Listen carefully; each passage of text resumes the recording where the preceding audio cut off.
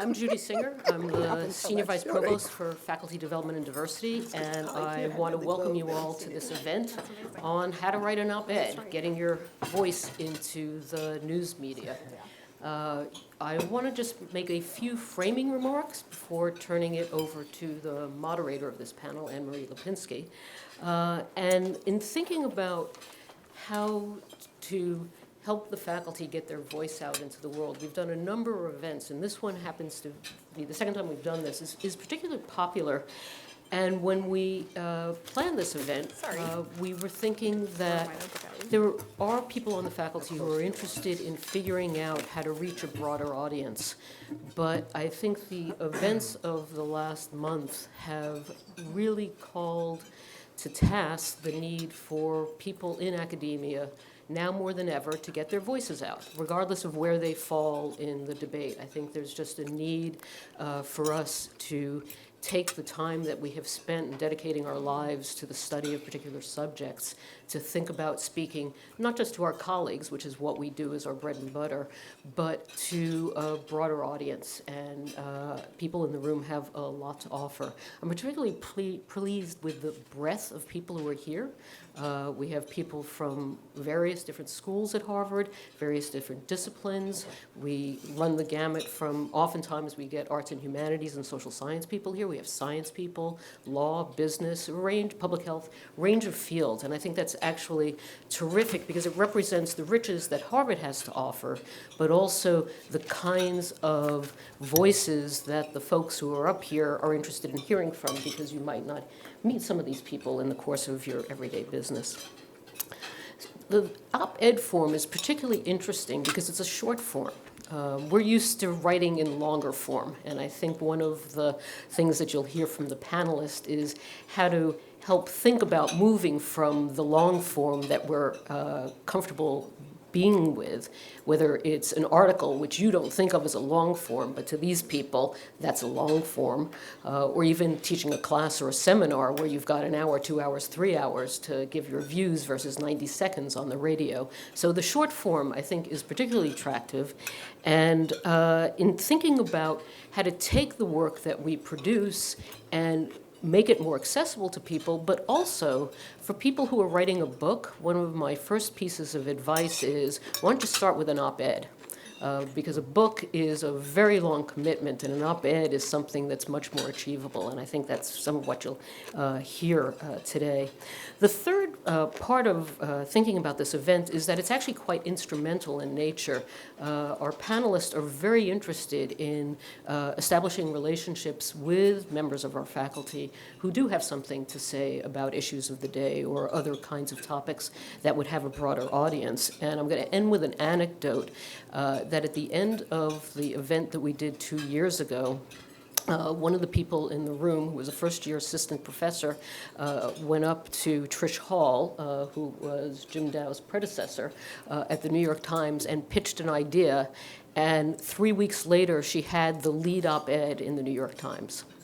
So that gave me great pleasure to see the kind of instrumental nature of that. So I'm hoping for a repeat, and maybe a repeat across some other news outlets. So with those framing remarks, I'm going to turn the moderator role over to Anne-Marie Lipinski, who is the curator of the Nieman Foundation for Journalism, which is here at Harvard University. It's a wonderful resource that we have here. And in fact, there are lots of journalists at Nieman who potentially could also be helpful as you're thinking about this role. She also, before she came to Harvard, was the editor-in-chief of the Chicago Tribune and is a Pulitzer Prize winner herself. So she has been both in the publishing end and also now, with many years here at Harvard and time as also at the University of Chicago, also understands the academic end, and I think is in a great position to bridge these two worlds. So let me turn it over to Anne-Marie.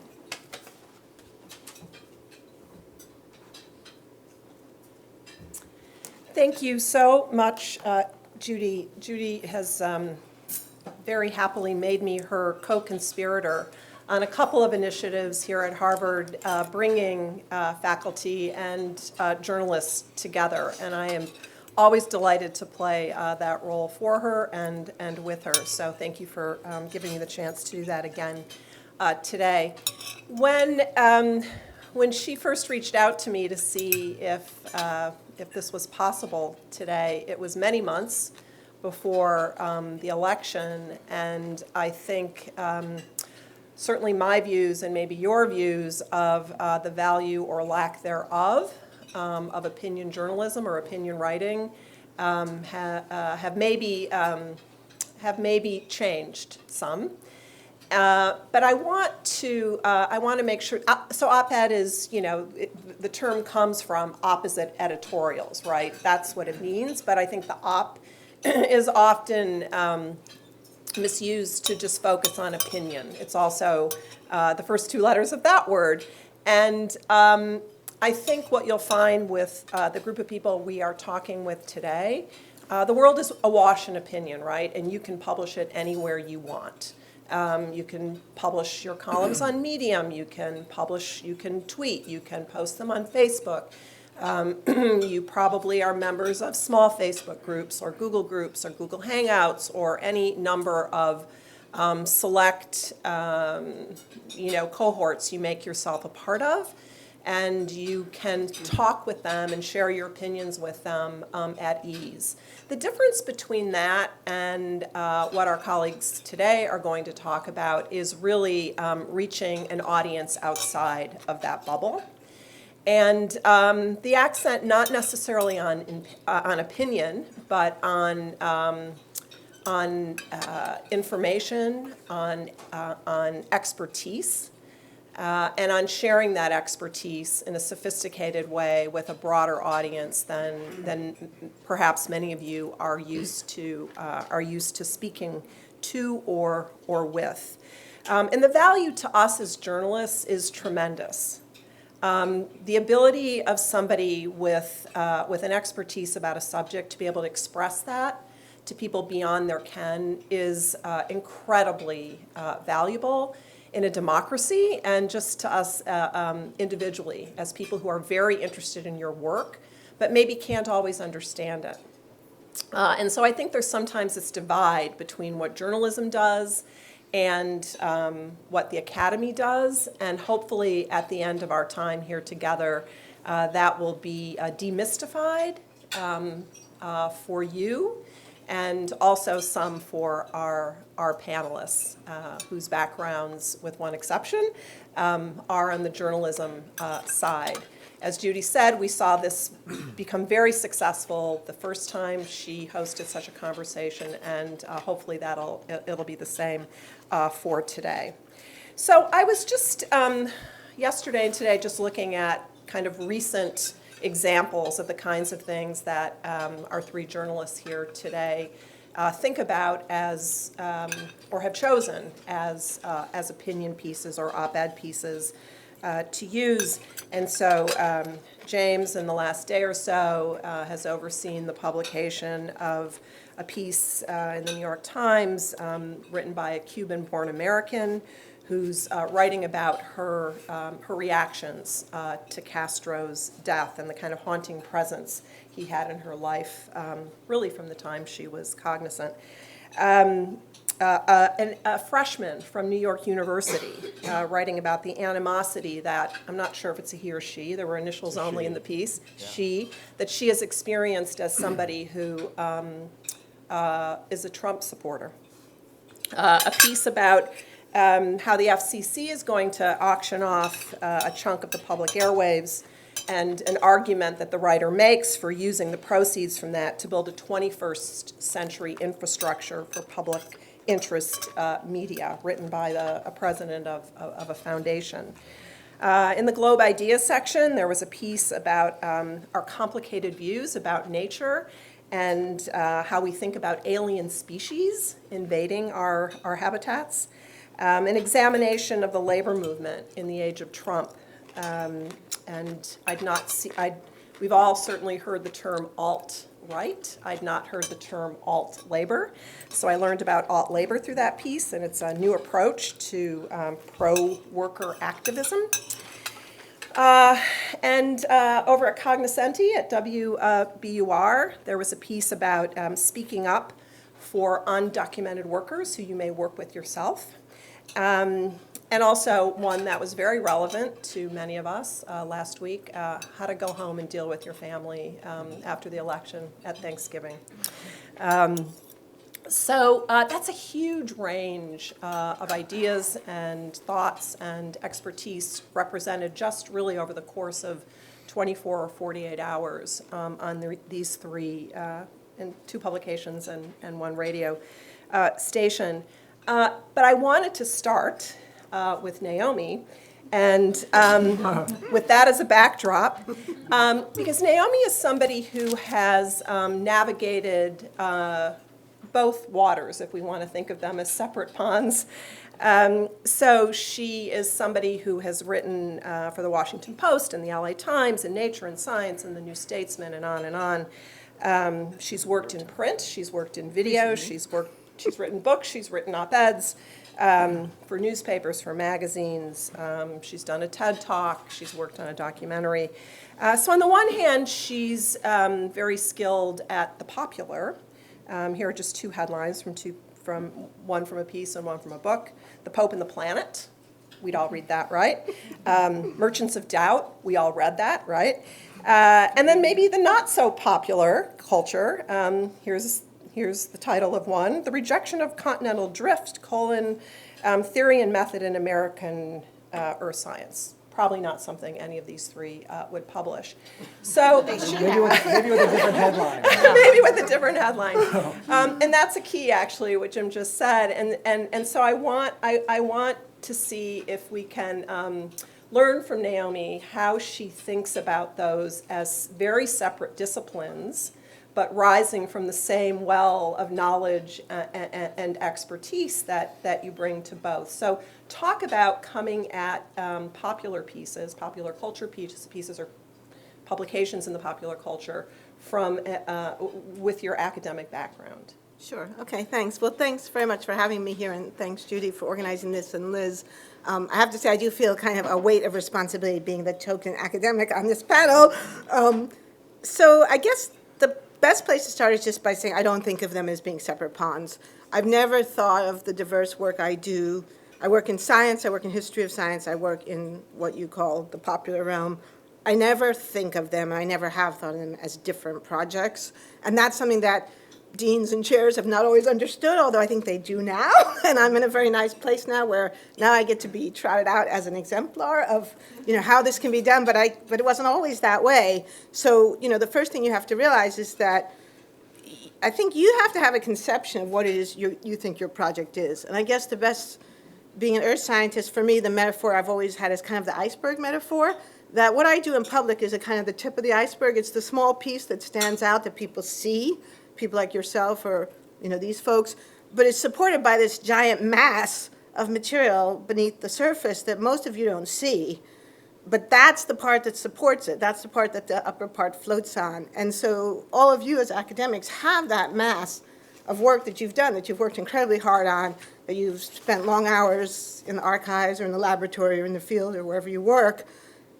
And you have all this stuff at your disposal that you can use. And so I think that's the starting point, is a sense of empowerment based on your knowledge and the knowledge you have that if you start to write about something based on your research, you know more about that than probably anybody, right? And so that's I think, like where my public work comes from, is out of this, body, this big body of detailed work and long hours spent in dusty archives, which Gabriella knows about, right? So I thought maybe I could just say something of how I wrote my first op-ed piece, because that's the other second really important thing. And I don't think the folks in this panel will disagree, but they may have a slightly different view, because I know sometimes editors work with academics to figure out what they might want to write about. But that's not how I came to write my first op-ed. I came to write my first op-ed because I had something I wanted to say. And I think that's the bottom line for anyone is, do you have something to say? And if you don't, then, as the great sage Tom Lehrer said, the least you can do is shut up. So don't talk until you have something to say. But when you do, that's the moment. And so I think the key thing is to sort of be aware, to kind of go through the world with an awareness of how your work might connect to something. And when that moment occurs, that's when you act. And so some years ago, more than 10 years ago, we had some terrible wildfires in Southern California, and my children were out of school for a week. We had a fire week. Here we have snow days, but in California we have fire days. And it was a quite traumatic time in Southern California. Lots of people were displaced from their homes. And my children and I, and you couldn't really go anywhere because there was so much smoke and dust. It was not safe to be outside.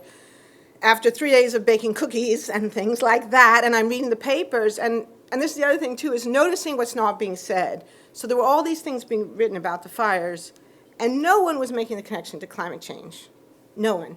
And I personally think that of all the different things that climate change does, is already doing, and will do to us, at least if you live in the West, fires are the most important thing because they're really, really scary.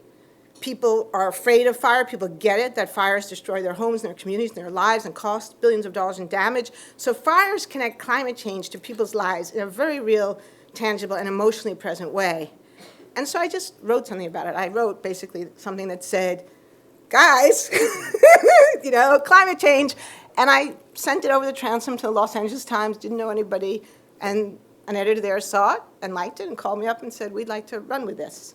And then over the next 24 hours, we worked together to clean it up, and I learned a lot working with an editor about how to write a good op-ed page. So that's the op-ed piece. I mean, you learn by working with editors. So after that experience, then I realized, okay, this is actually not that hard. I mean, it's different. Like Tara was just saying, I mean, the style of an op-ed is different than what we're used to in academic life. You have to hit it hard, don't bury the lead, main idea up front, only one idea, not 17, no table of contents, no footnotes, almost no references, and if they are, you have to kind of, well, I guess now with hyperlinks, you kind of do. That's right. My first op-ed was in the days before hyperlink, I mean, old-fashioned print, all that kind of thing. So anyway, the point is I had something to say, and I said it, and somebody was interested, and then things went from there. So there's not really like a magic trick about writing an op-ed, but you do have to let go of a lot of your academic concern with detail, nuance, subtlety. The art of an op-ed piece, subtlety is not kind of like job one, although there's a place for it at times. It's not to say that the best op-ed piece is a sledgehammer. It's not. But it's just, we've been so trained to focus as academics on the subtlety, the nuance, the details, and you do have to let go of some of your academic sensibilities. If you can find someone to work with, that's a really good thing. But my initial op-eds were just on my own. But I was very lucky, and this is something I think we could do here at Harvard, and actually I'd like to talk to you more about this later. So after I wrote my first op-ed piece, then I got an email from someone at UCSD. I was teaching in San Diego at the time. And just small aside, when I was in San Diego, the New York Times never accepted any of my op-ed pieces, and then I moved here, and suddenly, I've done 3. So, okay, better late than never. I know it wasn't me. But I got an email from someone in our press and communication office, and she said, that was a great piece, I loved it. Would you like to work with me in the future? And so we did, and we had a great partnership, and it went like this. I had something to say, something happened, I would write a draft, I'd send it to her. Inga Cadera was her name.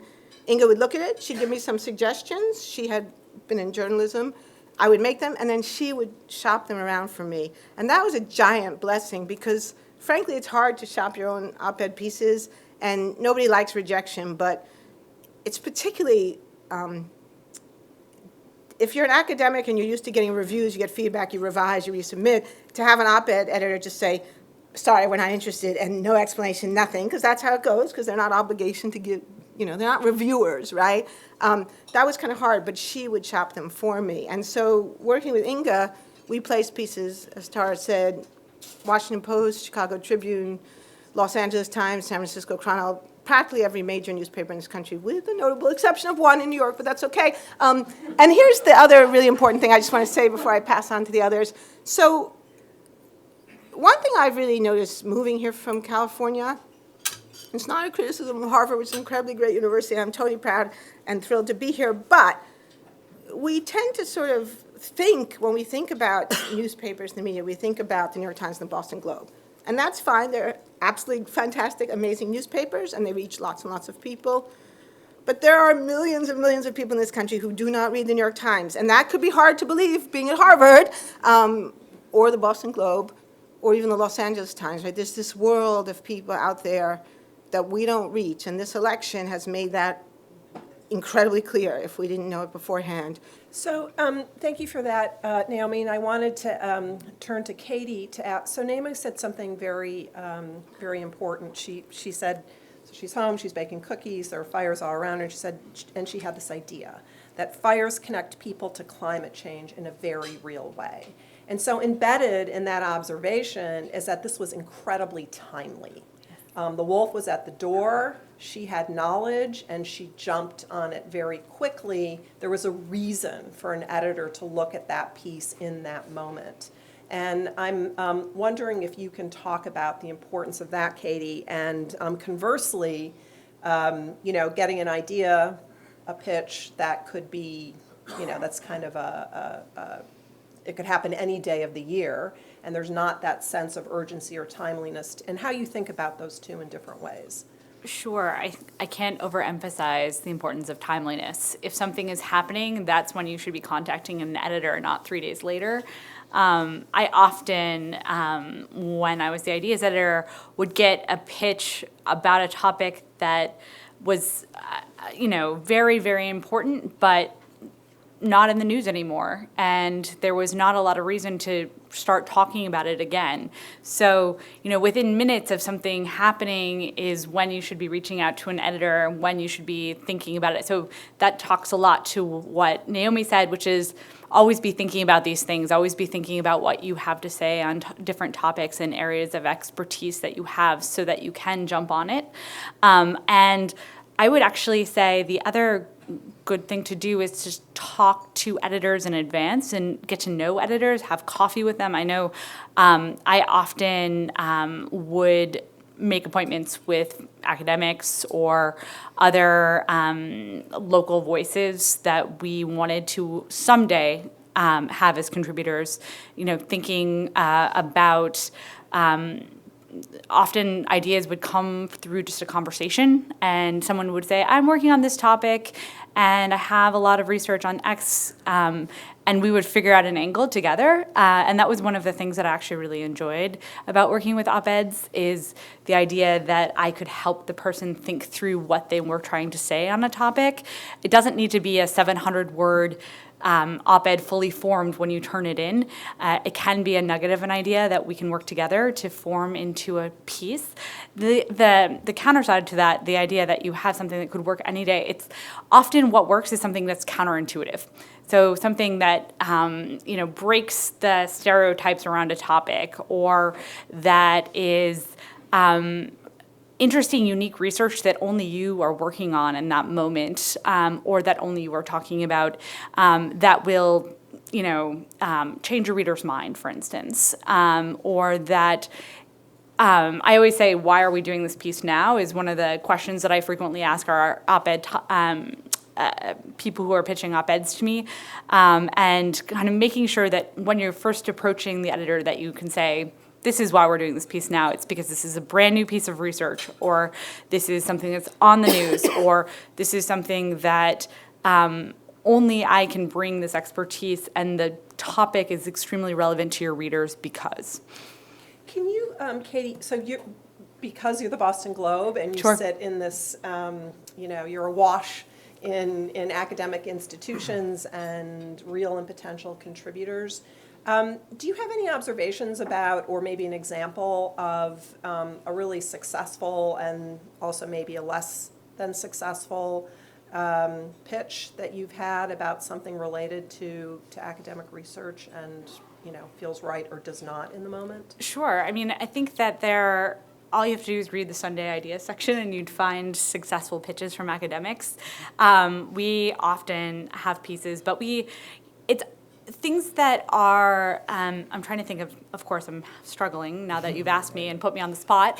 But I should say, very excitedly and happily, Katie's mind is in a new place. Although she edited Ideas and Sunday op-eds for some time, she's the recently promoted managing editor of the Boston Globe, so yay for Katie. Thank you. I would say that there are great examples. We did a piece about the history of the word racism a couple of weeks ago.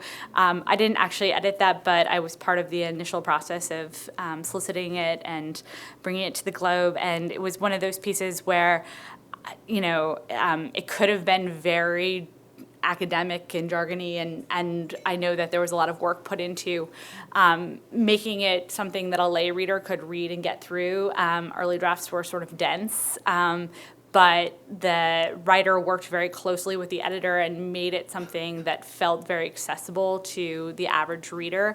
I think that there are a couple of pitfalls that writers often find themselves in which make things not successful. So for instance, what I was saying earlier was there's this phenomenon called editing by committee, in which you will go through the first edit with a writer, and they will send you back a note that says something to the effect of, okay, well, I just need to share this around my department. That almost never works for an editor because what comes back from that process is a lot of caveats being added to the piece when, going back to something Naomi said, really what works the best is when you have a straight point that you're trying to make and you're using supporting evidence around that, as opposed to something that becomes muddied because you want to make sure that this person gets credit for their research, or this,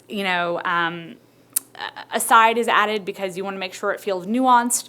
Nuance is important, and in fact, I think, we often, people go too far in terms of taking nuance out, because I think often you do want to have those caveats, but you don't want to have the caveats take away from your argument, and that's often what can happen. It's when you start saying things like, I'm making this really strident point, but there's all this research that says the opposite, so, and I feel like there is a pressure in academia to make sure everyone in your department feels like they are in the know about what you're writing, or about this excellent opportunity you have to contribute to the Boston Globe, or et cetera, et cetera.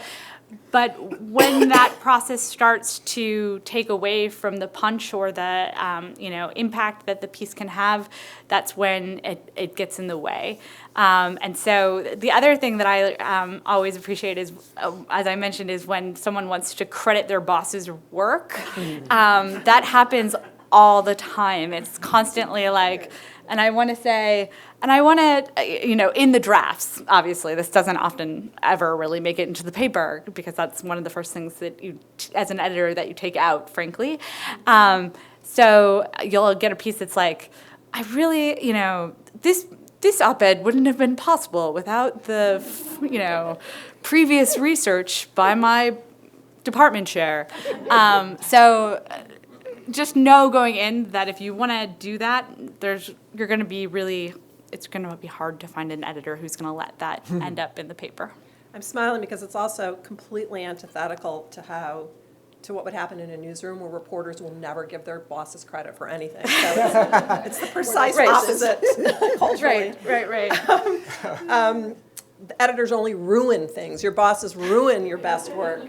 Exactly. So one of the great mysteries of the universe is how pieces get chosen for the New York Times op-ed page.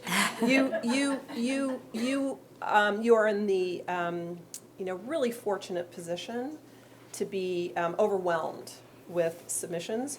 You're in the really difficult position of being overwhelmed with submissions. So Jim, can you just talk about that process? So you're thinking about tomorrow's page. What's been the run-up to what we will read there, what will appear there, in print or online? Sure. I just want to say I've only been there 10 months, so I've yet to reject one of Naomi's. But it'll happen. And it's true that we don't give explanations, because as I explained to one writer, if that's what we did, that's all we would do. Yeah. So, I'd love to be able to boil it down, but it's of course, it's like a newsroom, in fact. It's sausage making, and it's sausage making as ugly as anything that happens in the news operation. But I'll sort of run you through a typical day where we start with a morning meeting. We all come in trying to have read not just our paper, which is enough of an ordeal, but like skimmed other papers and have a sense of what's going on. And we discuss what is the big story that we care about, what is the running story we're going to continue to follow, and what is the role of opinion in this process. And that in and of itself is a really complicated question because opinion is so much more diverse and broad than it once was. The op-ed page of the Times historically was 2 pieces and columnists, and it still is that. 2 pieces by outside writers, often academics, but they could be novelists, they could be regular people, and then 2 of our regular columnists. But today, we are now online only essays. We are the Sunday Review, which is 12 to 15, very often long-style essays, sometimes reported, sometimes personal narratives, sometimes sort of standard opinionated op-eds with a prescription and a problem. We are the International New York Times, which has its own group of outside international writers, writing from across the globe. And there's a whole variety of online types of pieces that we do. One of our favorites is something called The Stone, which is a philosopher's blog, basically. It's part of the op-ed operation. Some of the Stone essays get into the paper or the Sunday Review, but most of them just live online, and it has a dedicated readership. Maybe if there's any philosophers here, you've actually looked at it. And we have others like that that are developing. So as Katie pointed out, timeliness is huge. We're looking for pieces that can go, sometimes we get op-eds within an hour of an event taking place, and very often they're terrible. And that's when you should be pitching. But very often they're astonishingly good. And we try not to distinguish between what goes online versus what goes in the paper, because more and more we are a purely online operation. But we do give a little bit more care and tending to the paper because the readers are a little bit more careful there, and we have more time to work on them. But we get full-fledged 850-word op-eds within an hour or 2 of major events, and if they are good, we will put them online within, as quickly as we can, sometimes within an hour to 2 hours, depending on the quality of them. What I would say to sort of be the counter voice on timeliness is every clever reporter has figured out over the course of their career that you can make almost anything feel timely if you have the right framing for it. And the key to anything, whether it's a news story or whether it's an op-ed, is that you should, as Naomi points out very correctly, you should write about what you know and what you care about. We receive 1,000 pitches a day about people who want to tell us why Trump won, and really, we don't care almost from any of you. We have columnists, editorial writers, and big brains across the globe trying to tell us what that is. We're probably not going to really care about your opinion on that. What we are going to care about is if you have some amazing data about voting patterns in a particular part of the country that illuminate how a certain demographic voted. That could be really interesting. We had a pollster from Cornell who did that, and his material was only online because we had such a flood of post-election stuff. But it just cut an interesting slice out of the electorate that was really interesting to us, and we thought illuminated a part of what was going on. Presumably, any research you're doing, no matter how niche or esoteric, has some sort of resonance for people, and that's the crucial part to figuring out whether you can make a New York Times op-ed, because we're not as popular as we are in college towns. Most of our readers are not academics. Most of our readers are not going to know your subjects very well. They're smart generalists. They're sophisticated readers. What they want to do is to take your nugget of information, your research, whether it's history or science or politics, and your ability to pull back and say, this is why this matters to lots of people, is what's going to make the difference between a piece that we take or don't take. So, How many unassigned pieces do you get over the transom every day, roughly? an estimate? Oh, it's hundreds. And I personally will wake up to 30 in my inbox. And many of them I will just farm out to others to read. Some of them I'll try to read. And what's the best? And it's both a blessing and a curse. It's not a curse. The curse part of it isn't just that it's a lot to read and we can't keep up with it, but to some degree we want to be able to direct where the op-ed page is going on our own. And you could easily we could just run things that were sent to us every day of the week for our entire careers. What we try to do as much as possible is to step back and say, here's a thought that we think people aren't dealing with, and then think of who the right writer is for that, whether it's a novelist or a journalist or an academic. And that's where your relationships with editors do matter. It not only helps you when you do pitch a story, but sometimes we'll come to you because we know that you've done research on something interesting, or we know that you've just come out with a book on a particular topic that's, was totally meaningless and obscure to us until that moment when suddenly it wasn't, and it really mattered. So our ability to have you in our Rolodexes is important. But we publish, we counted it up the other day. We probably, the operation I oversee probably publishes over 100 things a week between small online and long form in the Sunday Review. And then there's video, and now there's audio, and there's just an incredible array of things we now do. Weeding through that stuff is a huge part of the day. And I guess the last point, to go beyond the timeliness part of it, is because op-ed has evolved a lot in the years, and it's not just policy problem, prescription type writing, which is what it once was, and which we still value and we still do, particularly at this moment when we have a new administration where, God knows where they're going, but, perhaps it's a persuadable moment and it's a time for people to weigh in. But we also run first-person essays that are they're not even about a problem necessarily. They're experiential. They're beautifully written very often.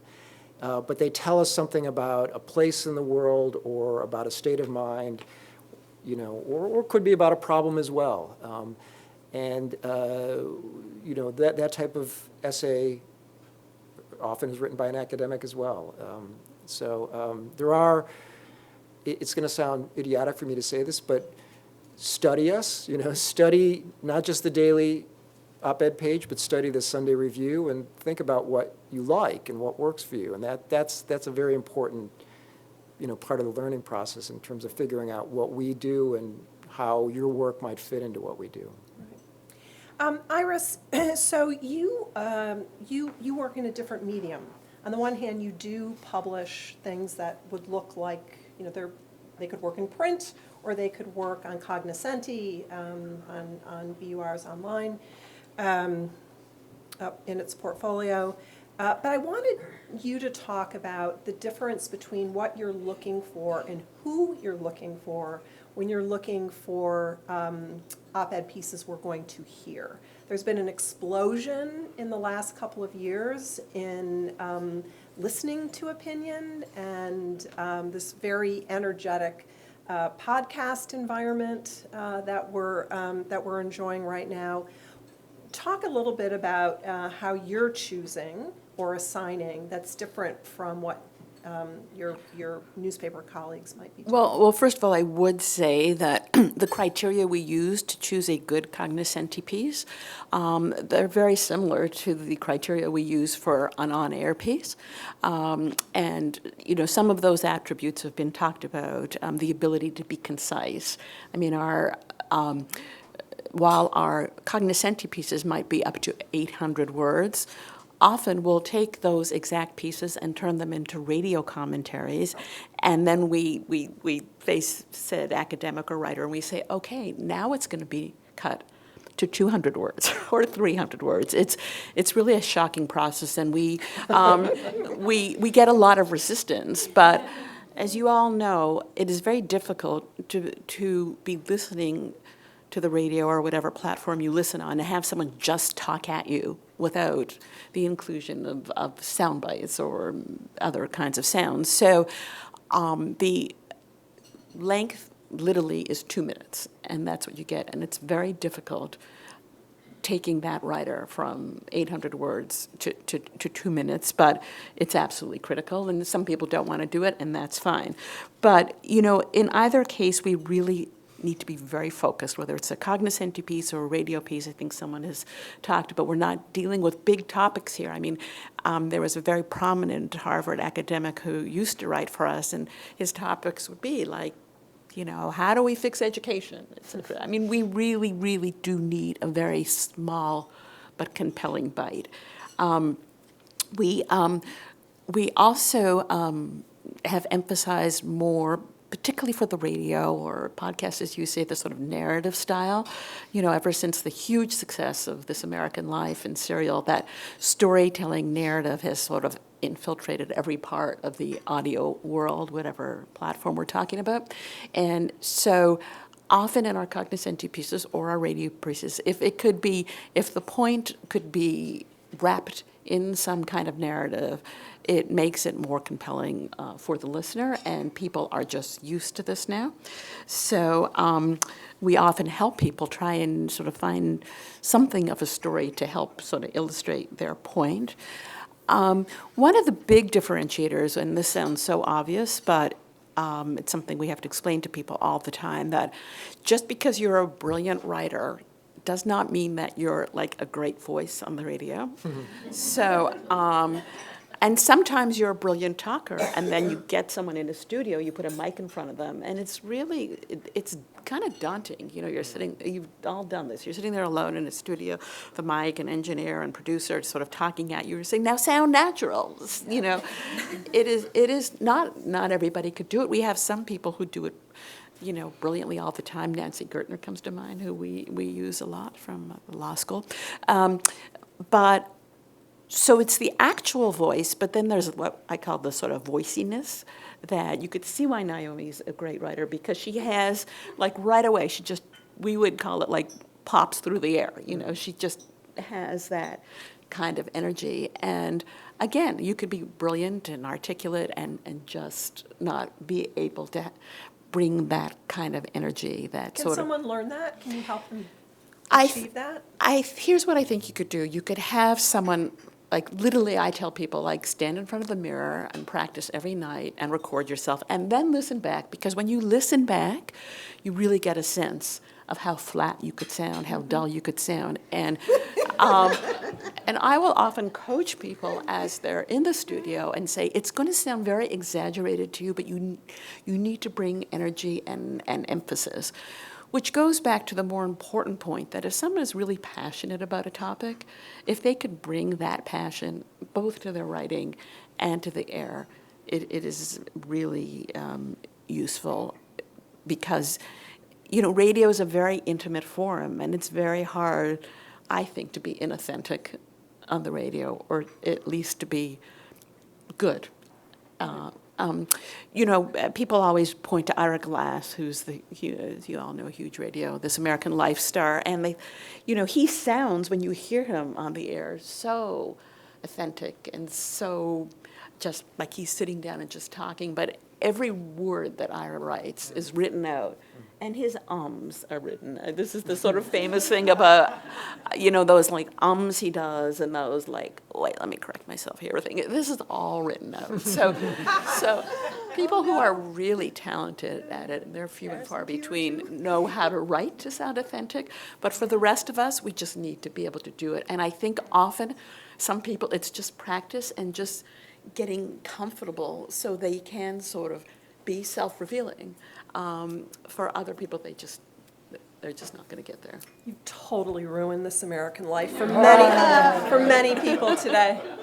Now you're going to tell us Garrison Keillor isn't authentic. I wanted to ask, just so we know how the rest of this is going to go, I wanted to ask you guys one more just sort of lightning round question.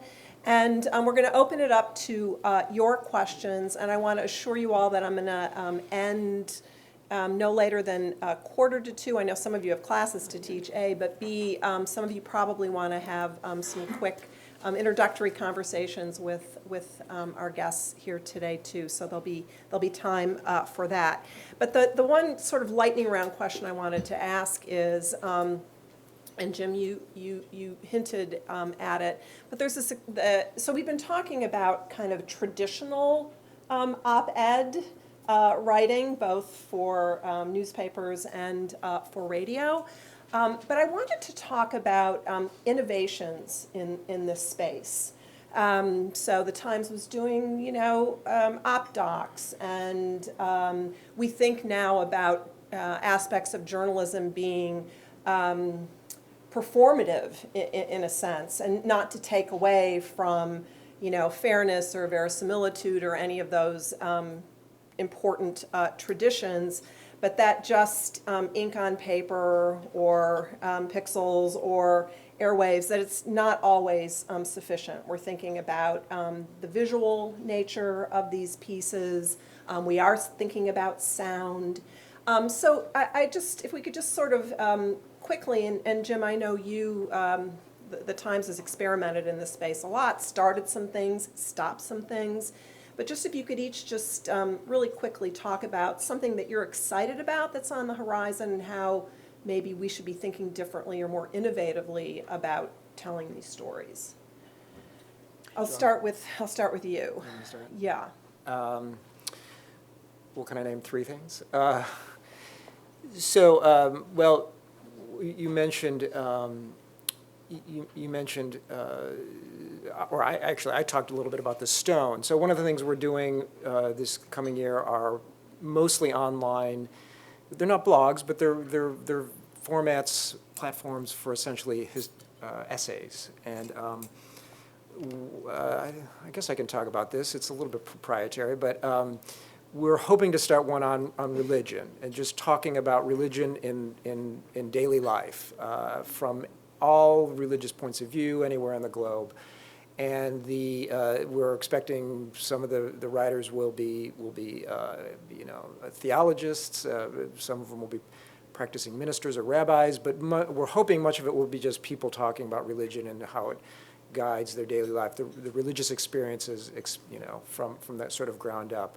And that we're hoping have written essays. Sometimes it'll be pieces off the news. Who knows if there's significant news in the religion world. Some of it we're hoping will be audio. Some of it could be video as well. And that will be just its own thing we're hoping to create in the coming year. Similarly, we're planning a mainly online feature on Vietnam, and how Vietnam,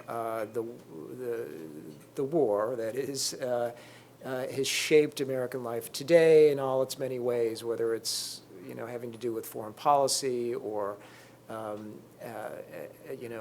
military policy, military strategy, how Vietnam was experienced and still how the war is still experienced by people in Vietnam today, and that's going to be a running feature over the course of the year. And will you bring in other media, not just? Yep. Okay. Yep. This will be, we're doing this sort of in conjunction with Ken Burns, who's got a big series coming out on Vietnam.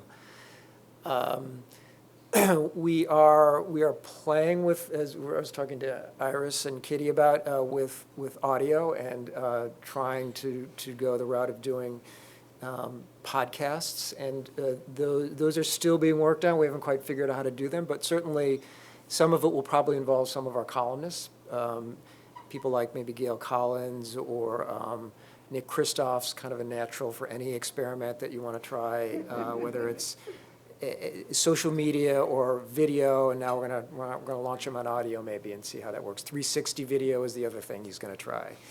Yeah. It's an amazing thing. The cameras, I don't know if anybody has seen them, but 360 video cameras are the size of a tennis ball, and you can put them down and just let them run for a couple minutes, and it's just gonna be a whole other part of what we do, both in the newsroom and in the opinion section. Okay. Katie, I have an example in my head for the Globe, but maybe you want to talk about a different one, and that was the approach you took to writing about guns. Oh, sure. Which included a massive tweet storm, along with the print presentation, but maybe you could just talk a little bit about that, which I thought was very innovative in that space and with that issue. And that's something that we've actually been experimenting generally with. I would echo, we're also doing a lot of experimenting with 360 video. We're currently working with some MIT academics on a project mapping the Charles River. We have access to the USS Constitution that's in dry docks right now that we're doing this cool history project on. What Anne-Marie is referring to is a editorial that we wrote back in June. It was a project that I led looking in the aftermath of the Orlando shooting, calling for a ban on assault rifles. And what we did for that project is we approached it in 3 ways: one for print, one for our online desktop mobile experience, and then for social. The print product was probably something that all of you would be very familiar with. We wrapped the front page of the Globe on a Thursday morning with the editorial as well as some graphics, kind of making the case that we should ban assault rifles. Then we, wrote a very traditional editorial, and then for digital, it was much more of an interactive experience. We also had several calls to action within it. So we targeted 6 senators that we knew were vulnerable on this topic and asked them to change their vote, and most of them lost at the beginning of November. They received thousands of tweets via the Boston Globe website, and that was something that was really heartening. Kelly Ayotte was one in particular that probably because of the local ties that came under assault basically from the Globe's website and ultimately changed her vote, which was something that we were really proud to see. And then finally we did this really innovative project, which is something we're experimenting with more and more of on social. Every 5 minutes, we posted the name and age of a mass shooting victim since Sandy Hook and the killings there. And Every single American victim. since Exactly. Sandy Hook. Well, every single victim of a shooting in the Of a United shooting, States. right. A couple of them were Right. actually foreigners. But the power of that was something that it was something we were experimenting with and we weren't expecting, but the power of that, to see those names and to see how frequently they came, and this was something that took 38 hours for us to accomplish, was to list every victim's name. We had a very stringent standard for who would be included in that list, and yet it took that long. And we just had people, we took over the Globe's Twitter handle, and particularly the part when we were talking about the children who have died, that it became very poignant very quickly to see those names come one after the other, and ending on the Orlando Pulse nightclub shooting. Just to kind of see the raw power of that was something that we've tried to take and apply in other ways. So we're actually now almost in every major project that we do through the newsroom and the op-ed page, looking at it through that lens of what should we be doing in print, what should we be doing in digital, and what should we be doing on social. And we just had a huge piece about a trolley accident that happened 100 years ago that we did the similar approach to and had a lot of success with.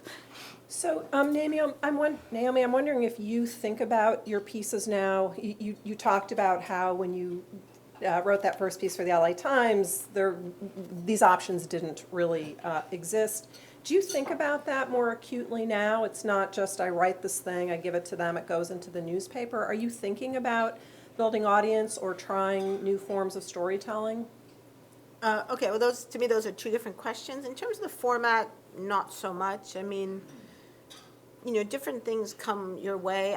I love radio. I have to say, radio is my favorite thing because you just talk, It's like, and you get in that booth and it's like you're in the zone and everything else drops away and you don't have to worry about the bags under your eyes or what you're wearing. So I just love radio, and I always say yes to the opportunity to be on the radio. So don't be afraid of radio. Radio is an academic's dream come true because it's you and your words and your voice. So I just think radio is fantastic. I wouldn't say that it's changed how I think about, what I'm doing. Like, I'm not sitting around thinking, oh, could I do a podcast on this? I'm not doing that, although, maybe I will. I don't know.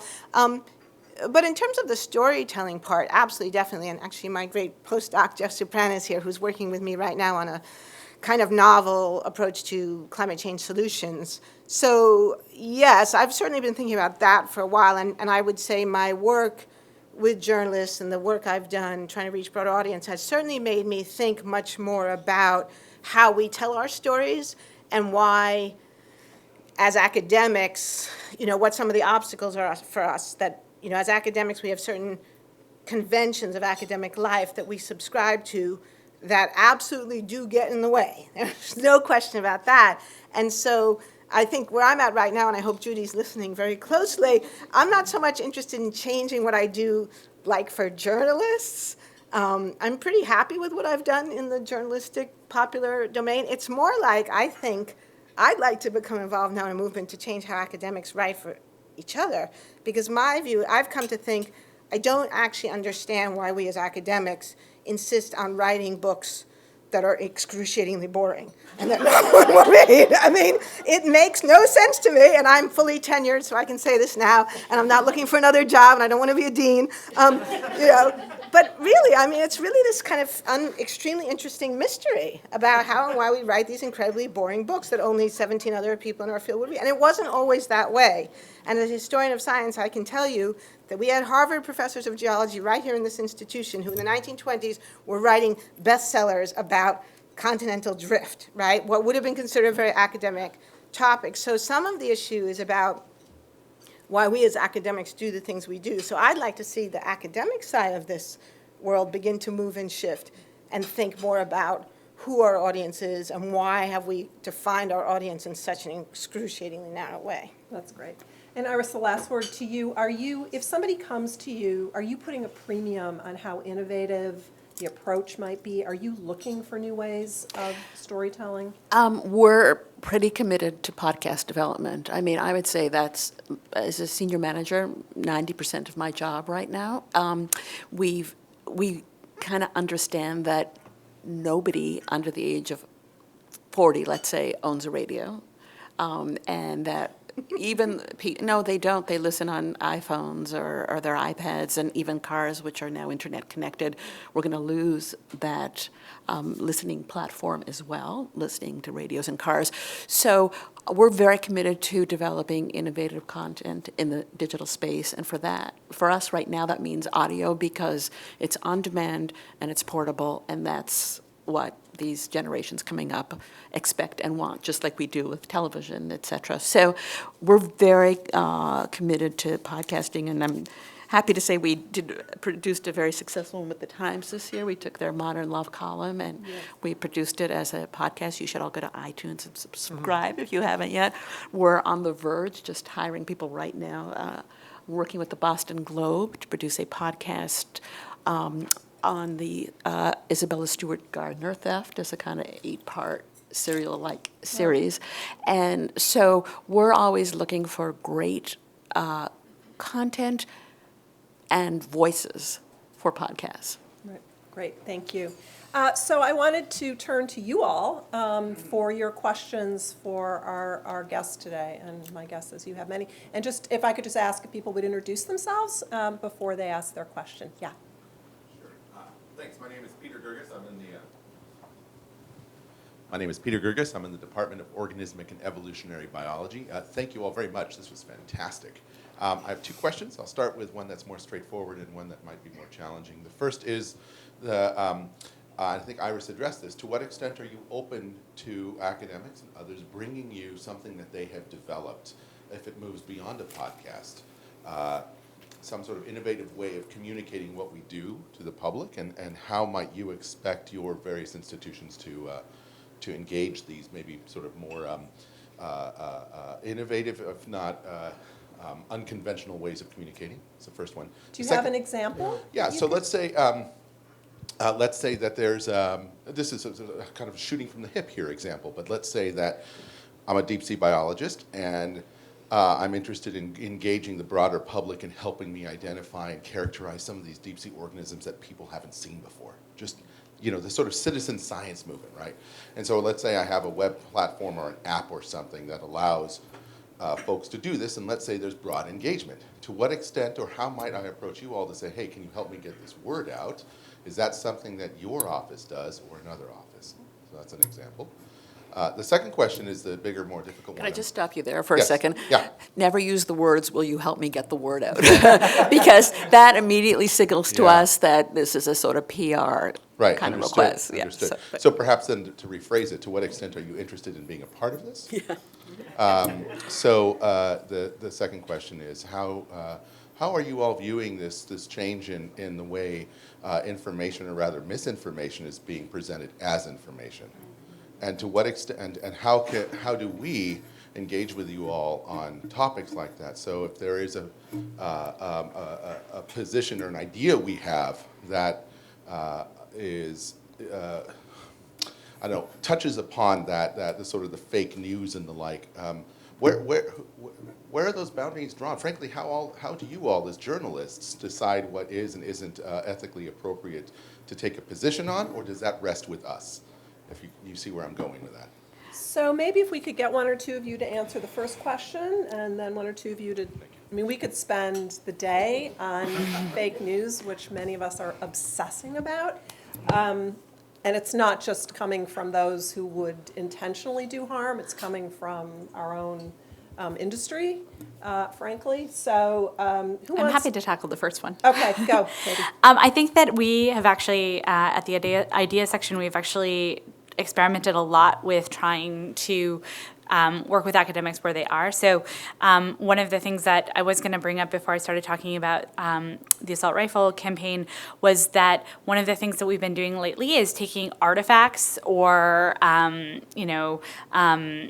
different manuscripts and transcripts and things like that, and having academics essentially annotate them for us and have it be kind of an actual back and forth about a document or something, a piece of science, or one of the things that is going to be in the paper on Sunday is some MIT professors have come up with these mathematical quizzes, and they're making a broader point, but we're working on how to make them online and make them interactive.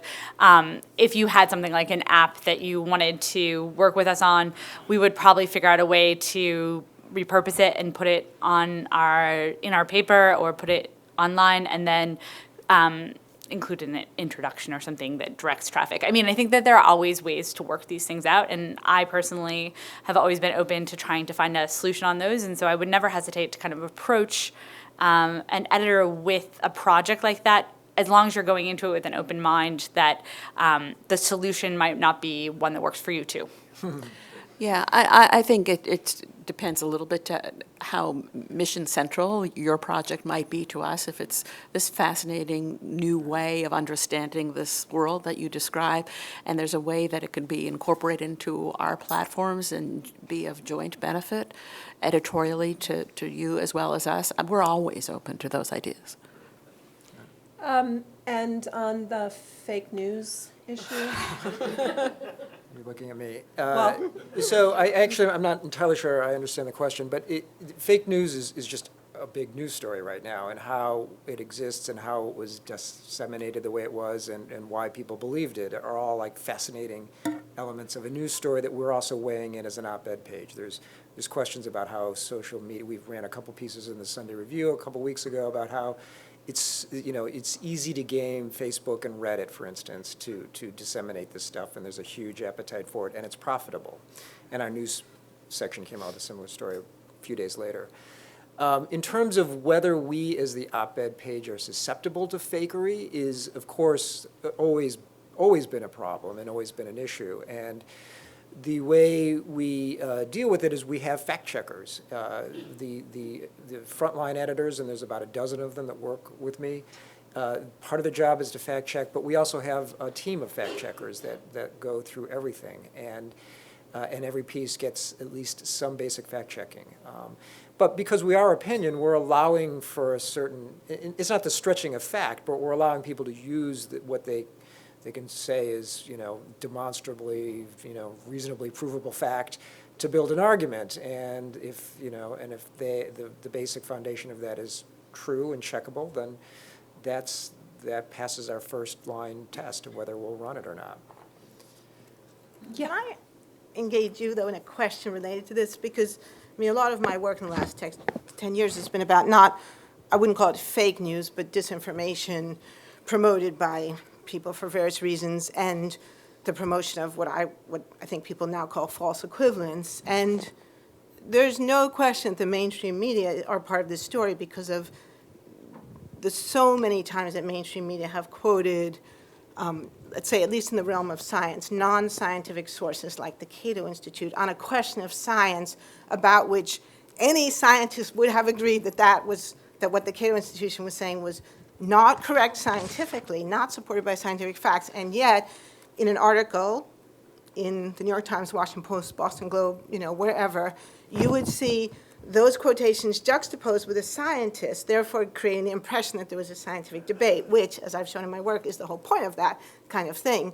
So that's one question I have is, I guess my perception from my view is that the news media, have not been as alert to that problem as I think they need to be. That's one thing. And even though many journalists I've talked to say, oh, we don't do that anymore, we don't mistake anymore, we know we shouldn't do that, yet I see it all the time. And then the other part has to do with the opinion page. And this is a tricky one because obviously opinion pages are opinions, but I have seen cases I'm going to be specific to the New York Times now because I'm using facts, right? Where someone on the opinion page, either a guest writer or one of your own columnists, and if you're interested later I can tell you offline who, has said something in an opinion, a matter of fact, that was demonstrably false, and used a false claim to build the opinion piece. And one time this happened a few years ago before I had friends on the editorial page who I would now reach out to and call, but where this happened with a particular columnist where I had seen it happen more than once. And on the third time, it happened to be about a topic that I knew very well, that one of my own students had written their honors thesis on. It was a claim that was demonstrably false. I had the documentation. And I did send something to the New York Times, never received any reply. And and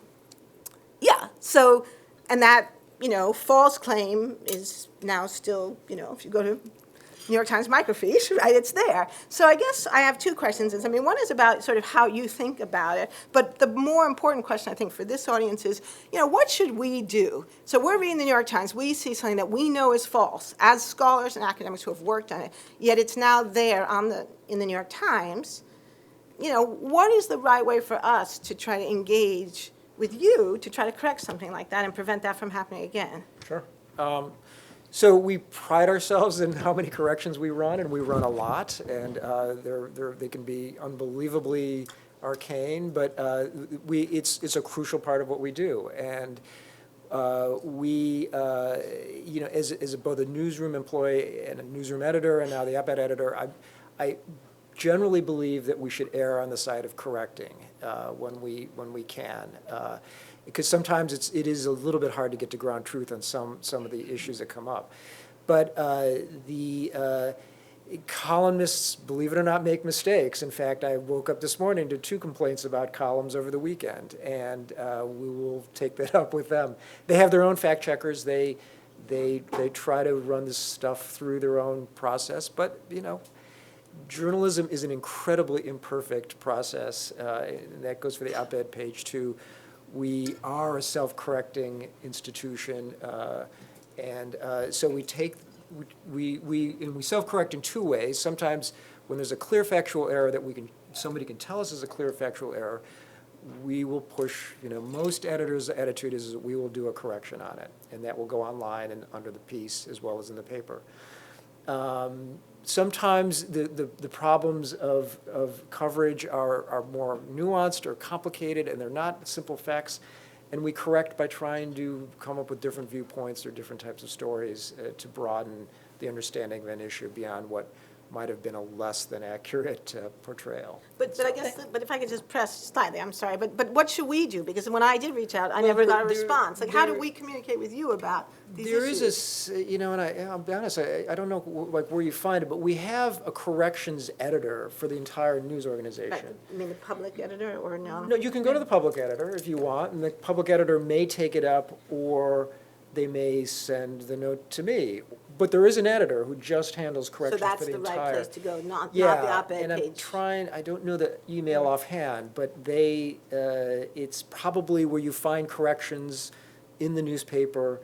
You will see an email there, and you send your correction to there, and believe it or not, they go through all of them, and then they either dispel them immediately as it doesn't look like it's a correctable error, or they send it off to people like me, and then I give it to another editor who will then try to get to ground truth. So we are constantly dealing, and that's really, I mean, if you know an editor, you can always send them a note. Well, that's what I would do now. I'm just curious, though, because lots of people don't necessarily know editors, and, yeah, anyway. Yeah, but there is a Yeah. public process, and it's laid out. I mean, I think there's probably a whole page on the Times website that explains the corrections process. Yeah.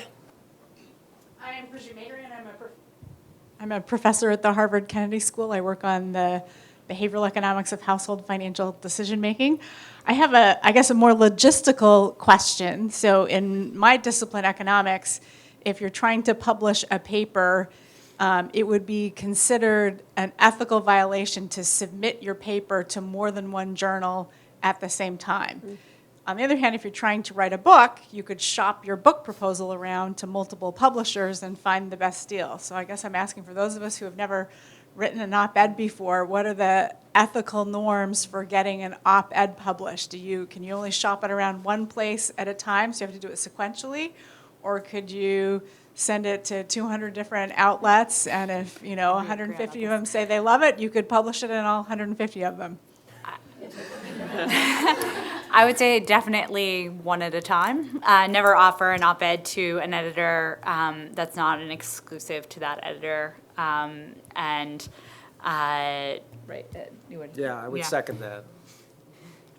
But, so can I just then ask about the tension between that sequential offering and, earlier comments about you're getting things within an hour of an event, and you want things that are very, 3 days from now is too late. Right.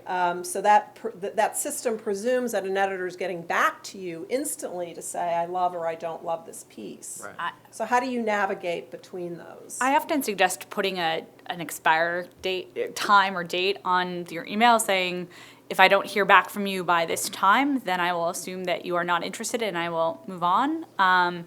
I frequently find myself, I can't speak for Jim, but I have 56,000 emails that are unread right now. I know. I am Makes me feel literally. better.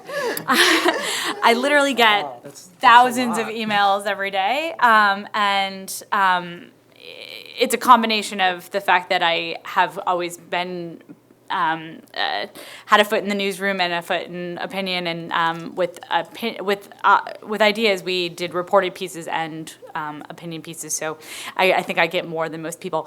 But the point being, I often find myself sending a note to someone whose pitch I'm reading a day late or 2 days later than I should be, and saying, have you placed this somewhere else? I don't have the expectation that you've been waiting for me to get back to you because of that timeliness and that importance and timeliness. So as long as you're clear up front saying, if I don't hear from you by this time, I think that's fair game to move on to the next place. That's good advice. I can make one suggestion that could be helpful, too. Sometimes you might have an idea for saying, like, something's coming up, and you anticipate that you might have something to say. So one of the pieces I'm most proud of is when I did in the Washington Post when the fourth assessment report of the IPCC came out. And I knew that once the report came out, they would be swamped with suggestions. But I had an idea for something I wanted to say in advance of the release. And so I sent it to them 2 weeks ahead of time. I said, here's a piece that's anticipating the release of the AR4. I think this would be great to run a couple of days before it comes out. And they did. And that piece got huge attention because it was actually ahead of the curve. And if you do something like that, then you have a little bit of room to maneuver, too, because as Kathleen said, often editors don't get back to you right away, and then you are in this awkward position of, am I waiting or am I moving on? And usually what I do if that happens is I'll send a follow-up saying, if you're interested, please let me know. If not, I'm moving on, and then you can move on. But definitely, if you can anticipate and get it in ahead of time, that gives you both a bit of room to maneuver. That's great advice. I mean, editors are always assigning their reporters anticipatorily, is that a word? And so to think about that for op-eds is a really good piece of advice. You had your hand up. I did. Oh, you didn't, okay. Well, I sort of did. It was like You sort of did? No, yeah, it was a follow-up to this. Jeff, say who you are. Oh, hi, I'm Jeffrey Supran. I'm Naomi's postdoc. It was a follow-up to that discussion where, I've often been in that situation where there's a timeliness to an issue, and you'd love for it to have the impact of the Times or the Globe or somewhere like that. But, you have a Huffington Post blog, and you could just post it in an hour, and so there's that deliberation as to how long. You say you're not waiting for us, but we're waiting for you. Like, we'd love to hear back. So, is it appropriate to literally give you just 5 hours notice or something like that? Or I've always felt rude putting such a hard timestamp on. I think it's really a case-by-case basis. If it's something like you want to respond to claims that there's been a genocide in X country, and that news has just broke, then I think giving editors 5 hours is fine. I think if it's something that is, a week from now we know this report is going to be released, give me a day or two, and I also think the other thing I would add is it's always appropriate to follow up, because there are often times when I miss the first email, but the second email, for some reason, it's quieter, or there's something happening, and I can get to it faster. But I would say, this is, you're selling something when you're trying to put your opinion out there, and you have every right to say this offer expires, I would say. Yes.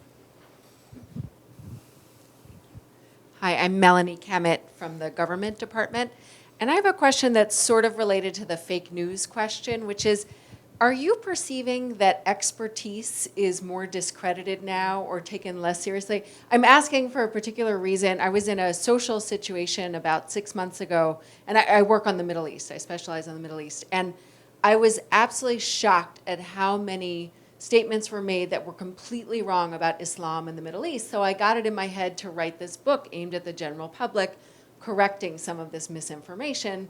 And I actually gave up the idea because I became convinced after conversations with colleagues that, my expertise would not be taken seriously by precisely the people I want to target. And so I've been sort of wrestling with whether it's worth bothering with this sort of thing.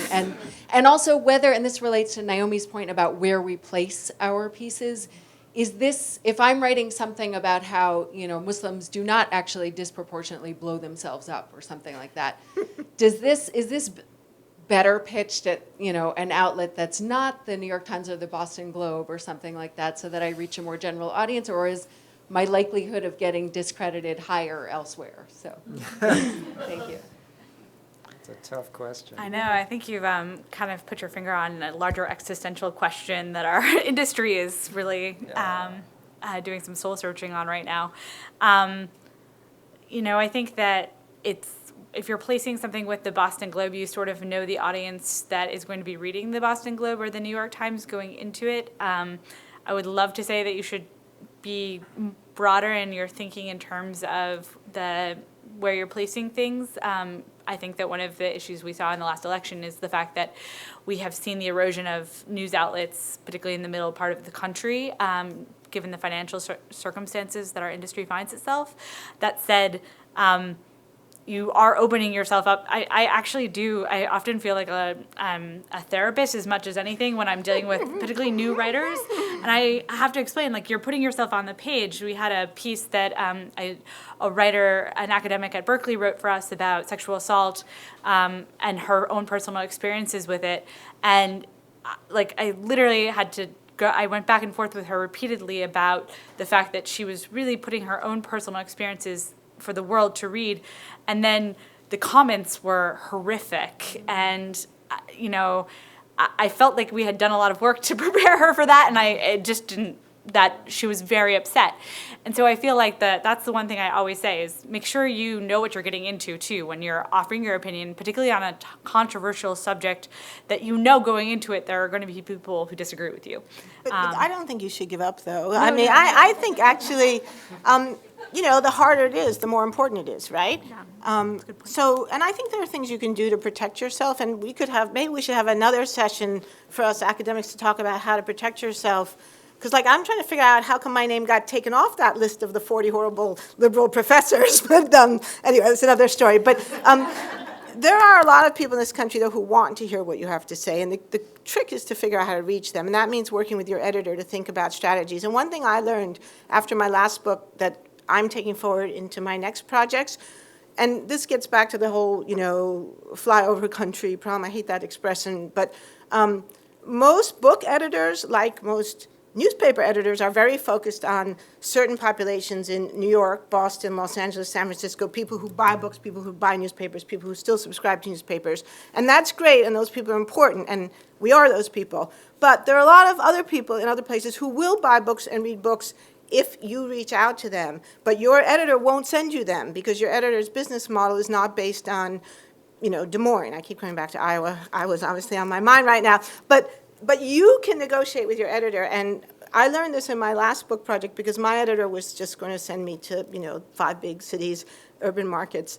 But people reached out to me, and I went on a book tour in Kansas. I went to 3 cities in Kansas, Lawrence, Hayes, and Manhattan. It was one of the best things I ever did in my life. And to this day, I carry with me the woman I met in Hayes, Kansas. So I went to Hayes, Kansas to talk about climate change in a very, very, very red place surrounded by wheat fields. And this woman came up to me and she said, "God bless you for coming to Hayes." Right? So, you can reach people, but, you have to go to where they are. And there are strategies to do that. And I think we could talk about that. And I'd love to talk more about that, actually. So, Yes. Tyler Vanderweel, School of Public Health. I was wondering if any of you had additional balm to offer to the paranoid academic who would like to keep in all of the caveats and exceptions. I recently published an op-ed on protective effects of religious participation on health. And after the editor was done with it, my carefully constructed piece, while I could see how it was much more appealing to a general audience, made me cringe a little bit. Is this something that we just kind of need to deal with and get over, or do you have further advice you might give to those of us who find ourselves in such a position? I think you just need to keep focusing on the impact that you're going to have by getting your pieces published. That's the price that you're paying, in spite of the fact that it might be contrary to all of your training and all of your instincts. And quite frankly, that's why it's so hard to work with academics, because they know they hold and cherish these sort of rules in their head about how they should write and how they should express themselves very dearly. And it's understandable. That's how they've been trained. But you just have to think of the greater impact that you will have by sort of letting go of that and just suck it up and do it. I want to be clear to underscore that it's not an anti-intellectualism or anything like that motivates that response from journalists. I spent 9 years on the Pulitzer Prize board, and for those books, we spent a lot of time talking about the footnotes, right? Because that was very important to that form. It's a different form, and it has different conventions. So, one is absolutely essential for one form, and a different convention absolutely essential for building an audience with the other form. So you just have to kind of think of it that way. And I think and let go. It's also important that we really have hard data now, all of us, on our online writings and columns. When did people stop reading? At what point? And we have it for the radio too. At what point did they stop listening to that story? And it's just been, it's not that we don't want to go long and deep as you might want to.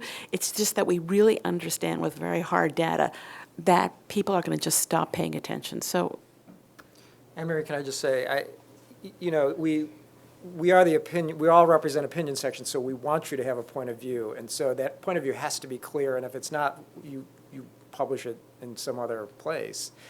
But that said, we often want op-eds or long essays, whichever, to reflect, the counter argument. And to the degree you can explain what that counter argument is concisely and accurately, it makes for a better piece almost always. Of course, you're setting it up accurately so you can knock it down, but that should be part. It doesn't have to be a part of every op-ed, but that's often a part of a very successful op-ed.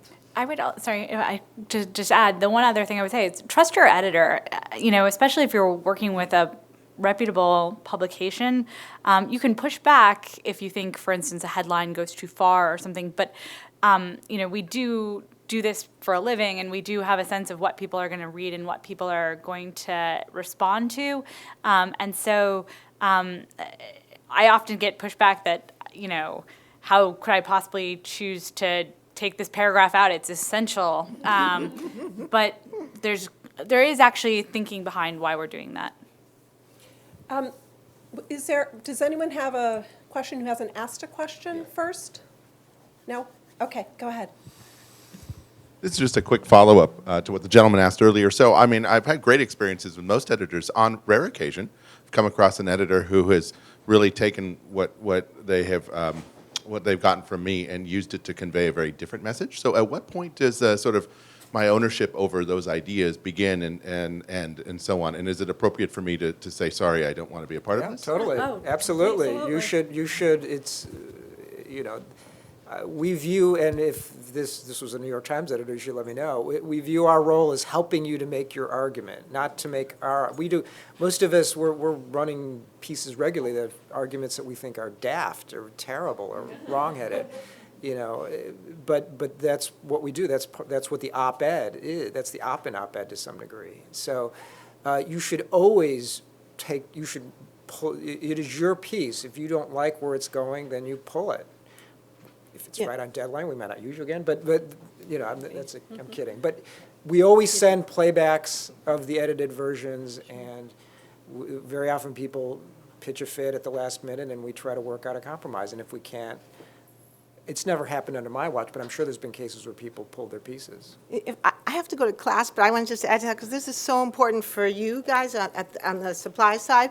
That does happen, and I've had great experiences with almost all the editors I've worked with, learned a lot from them, totally agree, like your editor is an expert and you should trust them. But I recently did have an experience with a piece that had gone back and forth, worked closely with an editor.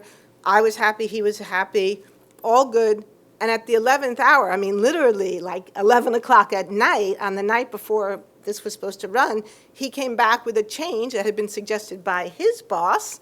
We won't say what newspaper it was. And it was unacceptable to me. And I was actually very shocked. And I said to this editor who I had a relationship with, I said, you can't be serious. It actually, to my mind, completely undermined in a significant way what I was doing. And I just said, it's not acceptable. I said, if either we get rid of that or I'm pulling the piece. And at that point, you have leverage because they've actually made a space. Not that they don't have other things they could put in. Of course, I'm sure you have tons of things. We've learned our lesson on that. Yeah. But the point is, it wasn't acceptable. And I just said it's not acceptable. And then we went back and forth a few more times and came up with a compromise that was. So you have leverage, especially at that last moment. And you shouldn't allow anything to go forward that you're, stylistic things are one thing, but if there's something substantive that you are not comfortable with, you actually have to stop it because that's your expertise and credibility on the line at that point. And the last thing an editor wants is the person who wrote the piece complaining publicly about how something was distorted in their piece. So that it's just in everybody's interest. And before we let Nieman go, there is one point I wanted to bring up that maybe she could just quickly address before she goes to class, and that is, I think I've heard from, in particular from junior faculty, that it's very hard sometimes to think about and to justify why they should be spending time doing this kind of public work when they're so busy doing the work they need to do to achieve tenure or some other status and focus their time on academic publishing. And so I'm wondering if you could just, from a point of empathy, just talk about that for a minute. What is the value of doing this work when you've got so much else to do? Yeah, that's a hard one, because I mean, I never like to tell other people what to do or how to live their lives, but in terms of the value, I think that's a good way of putting the question. I think there's a couple of things. I mean, I think this election really brings home in a really serious way. I mean, a lot of people are beating up on themselves about the election and different things they could or should have done. And all I know is I sleep well at night, because I know for the last 15 years I've been doing everything possible that I can from my vantage point to communicate to the American people about climate change and why it matters to their lives. So, you know, I sleep well at night knowing that I've done my part, and that's for me personally gigantic. And I couldn't justify being an ivory tower academic if I didn't personally have that piece of my life. So that's just a really personal thing. Other people will feel differently. On a less personal note, I think the value from a sort of pragmatic standpoint is that you actually do become a better writer and better communicator when you work with professionals like these amazing people here. This is my chance to suck up to these wonderful people who have taken the time to come to be with us today. They, just like you want people to respect your expertise, they have expertise. Like Iris just said, they have data at their fingertips, they have experience, they know a lot about what works. And when you work with them, you learn from their expertise and you become a better writer. And that carries over into your teaching. It makes you better able to reach your students. It carries over into your pitches to publishers when you're shopping those books around and your publisher asks, well, who's going to read this other than the 17 experts in Sanskrit, irregular verbs, you know, right? You have to make the case for your work on all kinds of different levels. Or when you, well, Liz isn't at Harvard Press anymore, but you know, when you go to the editor at Harvard Press. So being able to make that pitch, to boil it down to say why somebody should take the time to read my 800-page magnum opus on the history of Cold War oceans, right? Like, I'm much more able to sell my academic work as a result of having done this more broader, I don't like to call it popular, but broader work. So I think it does make you better at your job overall. That doesn't happen overnight, but it does happen. And I know when I work with my students now, Jeff will tell you, I mean, I'm always hitting on my students now, what is the point here? Why is this important? Why should your reader now spend the next, 3 days of his or her life reading this book, right? And that carries over to everything you do. So I think that's the pragmatic value answer.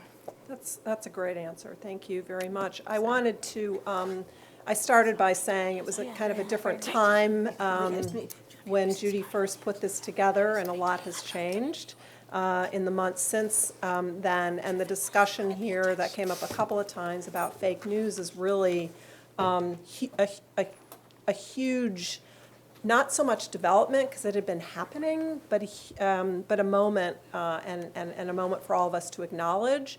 And trust me, it's rocked our industry in really significant ways, as well as the tech and the social industry that is also grappling with these issues. But the cure for fake news is factual news. The cure for lies is knowledge, and it is so incredibly important that you all think about what role you can play in that. At least it is from my perspective, and I'm going to completely share Naomi's view of the value of that.